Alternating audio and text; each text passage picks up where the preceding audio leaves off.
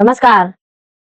पिछली वीडियो में हमने देखा था कि प्रायद्वीपीय भारत के पठार के बारे में देखा था। हमने सारे पठारों को देख लिया था।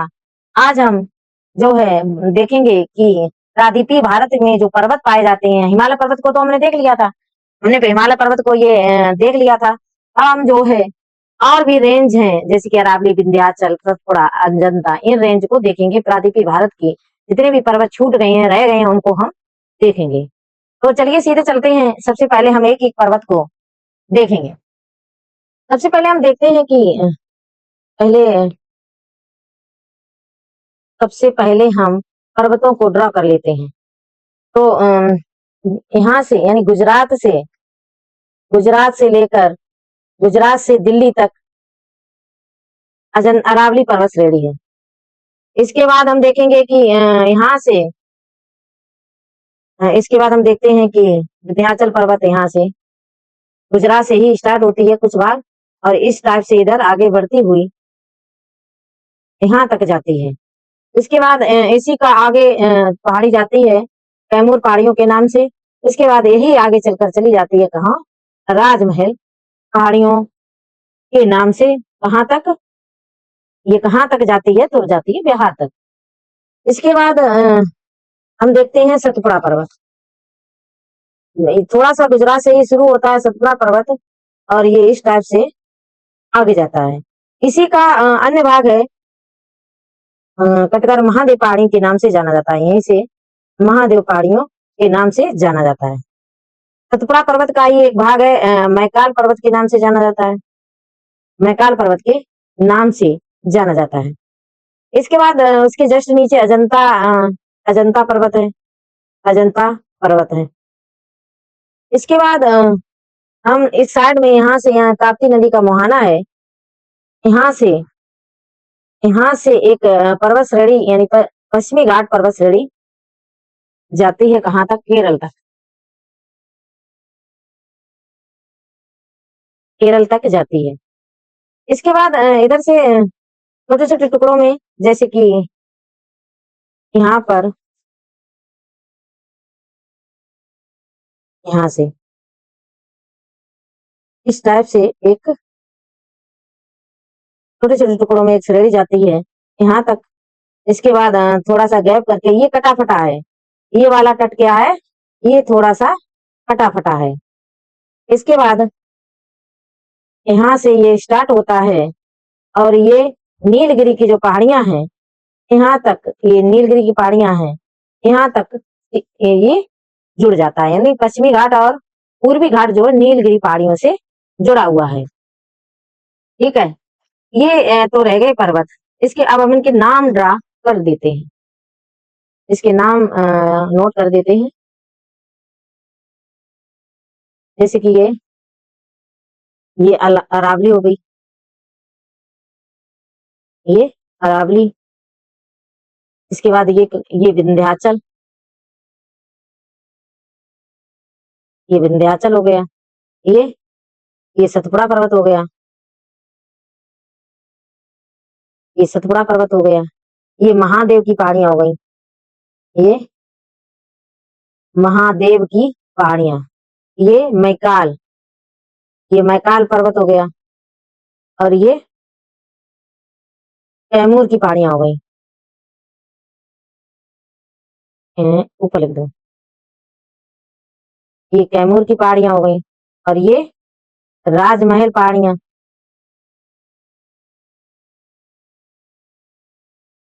राजमहल राजमहल की पहाड़ियां। इसी का ये प्रायद्वीपीय पठार का कुछ हिस्सा, ये गारो, खासी, जयंतिया के नाम से भी ये पहाड़ियां यहाँ जाती हैं। इसके बाद ये है पूर्वी घाट, और ये है पश्चिमी घाट।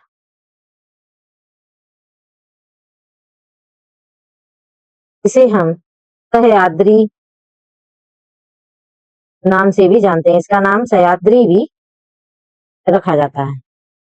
इसके बाद जो है हम देखते हैं कि ये जो पूर्वी घाट है वो कटा पिटा है, ये नीलगिरी का पहाड़ियों से जुड़ा हुआ है, तो ये नाम है।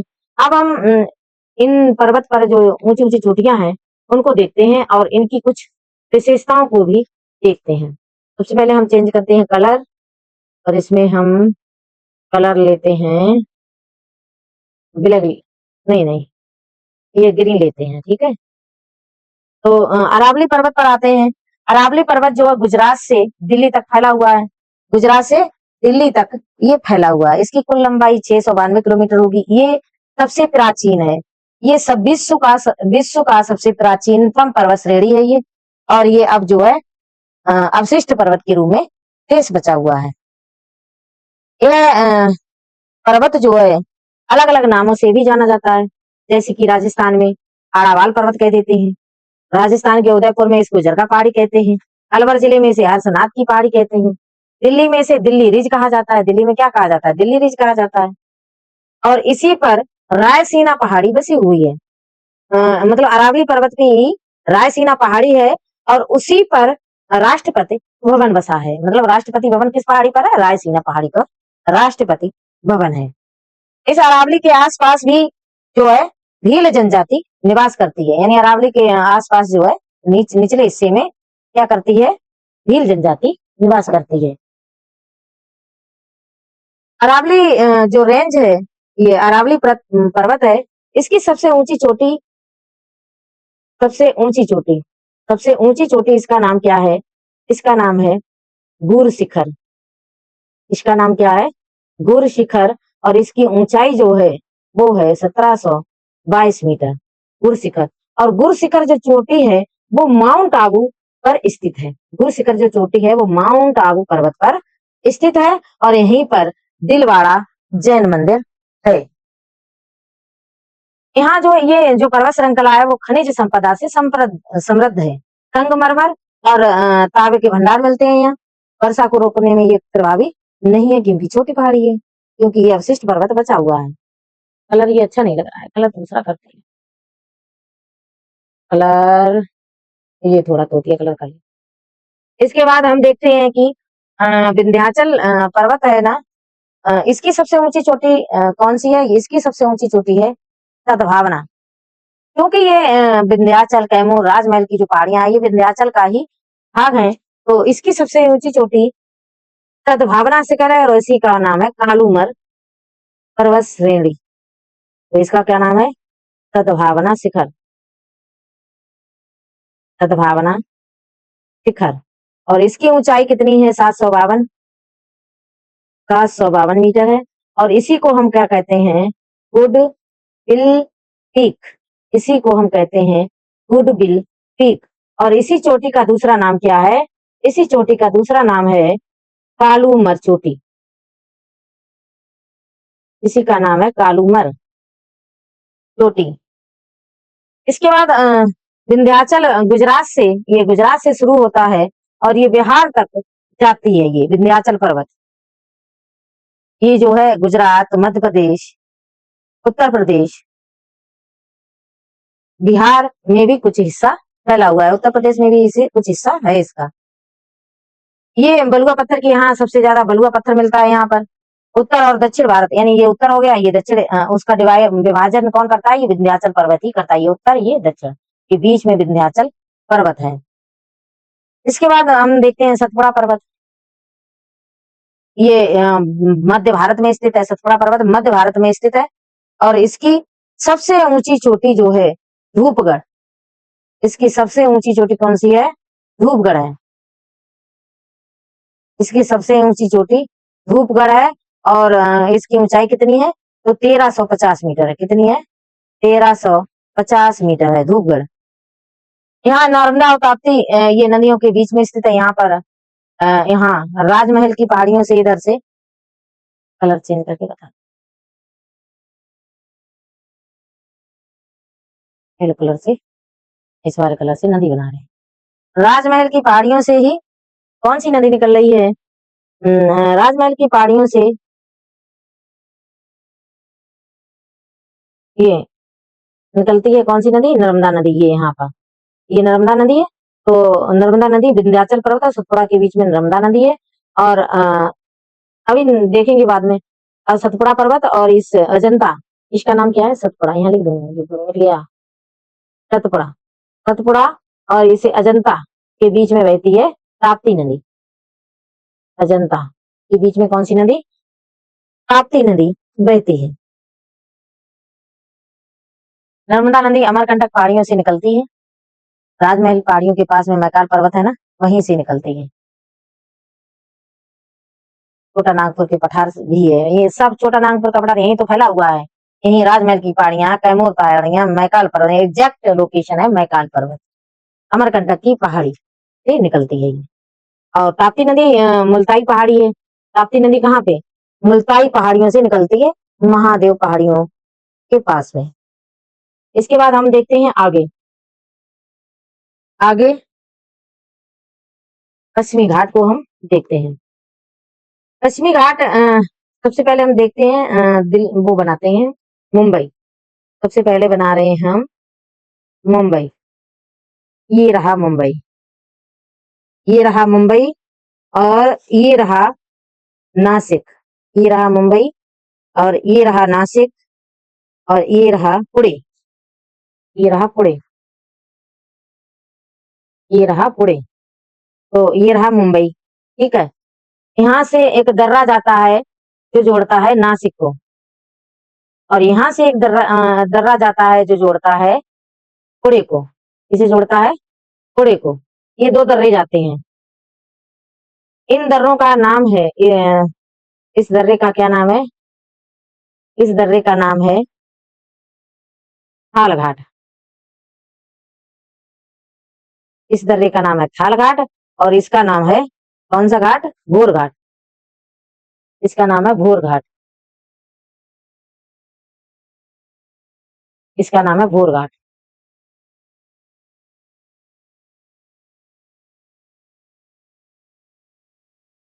का नाम है भोर घाट। तो एक ये दर्रा है, ये है नासिक, और ये है पुणे।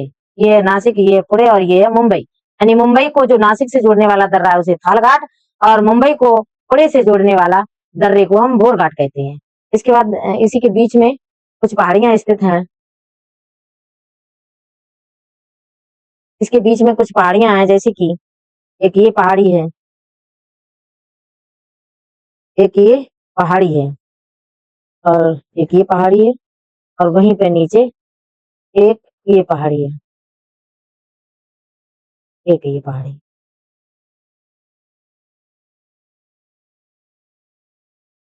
मतलब एक ये पर्वत है और एक ये पर्वत है। इस पर्वत का नाम है त्र्यंबकेश्वर। इसका नाम यही लिख दूं, इसका नाम है त्र्यंबकेश्वर। त्र्यंबकेश्वर। यहीं से एक नदी निकलती है जिसका नाम है गोदावरी नदी। जिसका नाम क्या है? गोदावरी नदी। गोदावरी नदी, गोदावरी नदी। इस पर्वत का नाम है कालसुबाई। इसका नाम है, इस पर्वत का नाम क्या है? कालसुबाई। इतना इंपॉर्टेंट नहीं है, लेकिन ध्यान रखना इस पर्वत का नाम है कालसुबाई। लाओ यहाँ इधर रख दो, और ये कट गया, कोई बात नहीं, ध्यान रखना। कालसुबाई, इस पर्वत का नाम है कालसुबाई। थोड़ा मिटा के लिख दो।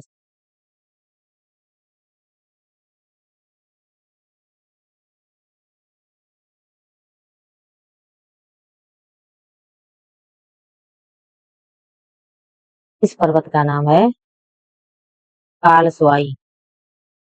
कालसुबाई पर्वत, ठीक है। इसके बाद आगे एक और इसी में देखने के लिए मिलता है, एक और महाबलेश्वर। यहाँ पर महाबलेश्वर पर्वत, महाबलेश्वर पर्वत, और यहीं से निकलती है कृष्णा नदी। कौन सी नदी? कृष्णा नदी। यहीं से निकलती है कृष्णा नदी। इस पर्वत का नाम क्या है? महाबलेश्वर। महाबलेश्वर मतलब महाबलेश्वर से कौन सी नदी निकल रही है? कृष्णा नदी। और त्र्यंबकेश्वर से गोदावरी नदी। इसके बाद थोड़ा नीचे बढ़ते हैं, कर्नाटक में आ जाते हैं। ये महाराष्ट्र की बात थी कि महाराष्ट्र में त्र्यंबकेश्वर गोदावरी नदी निकल रही है, और महाराष्ट्र से ही कृष्णा नदी निकल रही है, जो कर्नाटक में बहते हुए आंध्र प्रदेश में चली जाती है। इसके बाद आगे चलते हैं तो कर्नाटक में पहुंचते हैं। कर्नाटक में एक नदी है, वो एक पर्वत है, ब्रह्मगिरी पर्वत। कर्नाटक में एक पर्वत है, ब्रह्मगिरी पर्वत। इस पर्वत का नाम है ब्रह्मगिरी, ब्रह्मगिरी पर्वत, ब्रह्मगिरी पर्वत। और यहाँ से कौन सी नदी निकल रही है? तो यहाँ से नदी निकल रही है कृष्णा नदी। यहाँ से कौन सी नदी निकल रही है? तो वो निकल रही है कृष्णा नदी। वो सॉरी, कावेरी नदी। कृष्णा नदी तो महाबलेश्वर से निकल रही थी, और ब्रह्मगिरी से निकल रही है कावेरी नदी, कावेरी नदी। इसके बाद ब्रह्मगिरी पर्वत से नीचे चलते हैं तो इसके बाद आता है यहाँ पर कर्नाटक में ही कौन सा पर्वत है? तो वो है बाबा भूदनगिरी। ये पर्वत का नाम है बाबा भूदनगिरी पर्वत, बाबा भूदनगिरी। इसके बाद नीचे चलते हैं, नीलगिरी की पहाड़ियां। ये है नीलगिरी की पहाड़ी। ये कौन सी पहाड़ी है? ये नीलगिरी की पहाड़ी है। ये नीलगिरी की पहाड़ी है, और इसकी सबसे ऊंची चोटी, इस नीलगिरी की सबसे ऊंची चोटी का नाम है, नीलगिरी की सबसे ऊंची चोटी का नाम क्या है? तो दो दो बेटा। कलर चेंज करें, समझ में भी नहीं है। ये इसके इस चोटी का क्या नाम है? नीलगिरी की सबसे ऊंची चोटी। दो दो बेटा, नीलगिरी की सबसे ऊंची चोटी।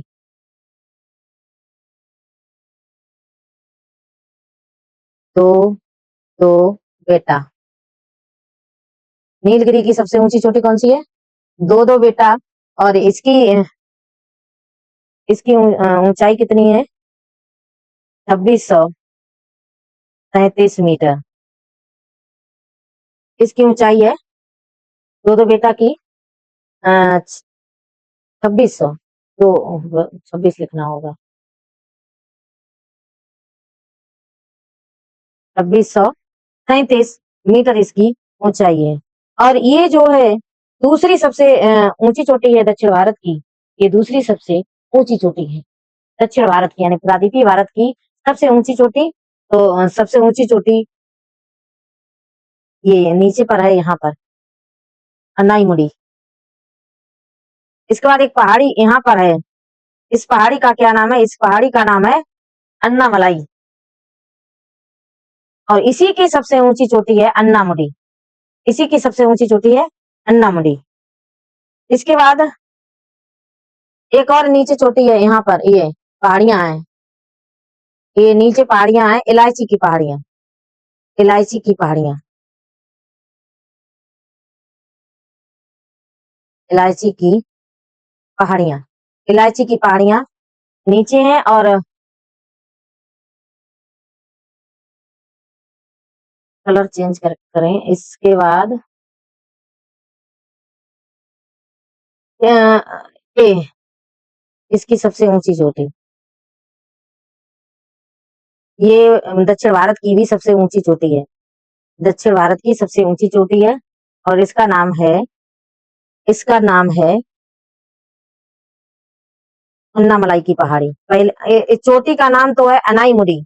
इस ये जो पहाड़ी है ना पूरी, ये इस पहाड़ी का नाम है अन्नामलाई की पहाड़ी, अन्नामलाई की पहाड़ी, अन्नामलाई की पहाड़ी। ये है अन्नामलाई की पहाड़ी। और इसी की सबसे ऊंची चोटी है, इसी का नाम है अनाईमुडी, अनाईमुडी। और इसकी ऊंचाई है 2695 मीटर। तो ये दक्षिण भारत की सबसे ऊंची चोटी है। और दो दो बेटा, दक्षिण भारत की दूसरी सबसे ऊंची चोटी है। तो ये रहे आज का हमारा टॉपिक। इसके आगे हम कल पढ़ेंगे पूर्वी घाट की महत्वपूर्ण चोटियों को देखेंगे, और इसका रिवीजन भी कर लेंगे। और तब तक के लिए जय हिंद।